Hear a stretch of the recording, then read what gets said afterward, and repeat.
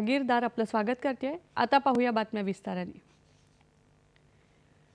पंतप्रधान नरेंद्र मोदी 2 दिवसांच्या मध्य प्रदेश, बिहार आणि आसामच्या दौऱ्यावर असून आज दौऱ्याच्या दुसऱ्या दिवशी त्यांच्या हस्ते भोपाळ येथे आयोजित 2 दिवसांच्या जागतिक गुंतवणूकदार शिखर परिषदेचे उद्घाटन होत आहे। त्यानंतर पंतप्रधान बिहारच्या भागलपूर जिल्ह्यात प्रधानमंत्री किसान सन्मान निधी योजनेचा 19वा हप्ता जारी करणार आहेत। या योजनेला आज 6 वर्ष पूर्ण होत आहेत।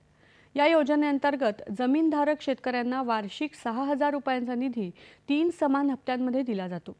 देशभरातल्या कृषी विज्ञान केंद्रांमध्ये या कार्यक्रमाचे आयोजन केले जाणार आहे। त्यामध्ये 2.5 कोटी शेतकरी प्रत्यक्ष तसंच आभासी रूपाने हजर राहणार आहेत।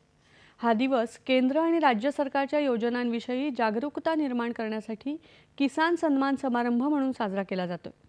यामुळे 9.5 कोटींहून अधिक शेतकऱ्यांना थेट लाभ हस्तांतरणाद्वारे 22,000 कोटी रुपयांपेक्षा अधिक मदत मिळणार आहे। याशिवाय राष्ट्रीय गोकुल मिशन अंतर्गत मोतीहारी इथे उभारण्यात आलेल्या स्वदेशी जनावरांच्या उत्कृष्टता केंद्राचे उद्घाटन त्यांच्या हस्ते होणार आहे। बिहारच्या दौऱ्यानंतर संध्याकाळी पंतप्रधान आसाममध्ये आयोजित झुमुर बिनंदिनी 2025 या भव्य सांस्कृतिक सोहळ्याला उपस्थित राहतील। या सोहळ्यात 8,000 कलाकार झुमुर नृत्य सादर करणार आहेत। झुमुर नृत्य हे आसामच्या चहा जमाती आणि आदिवासी समुदायांचे पारंपरिक लोकनृत्य असून समावेशकता, एकता आणि सांस्कृतिक अभिमानाचे प्रतीक आहे।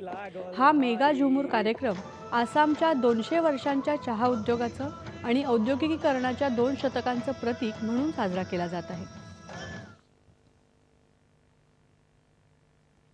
पंतप्रधान नरेंद्र मोदी यांनी ओबेसिटी म्हणजेच लठ्ठपणा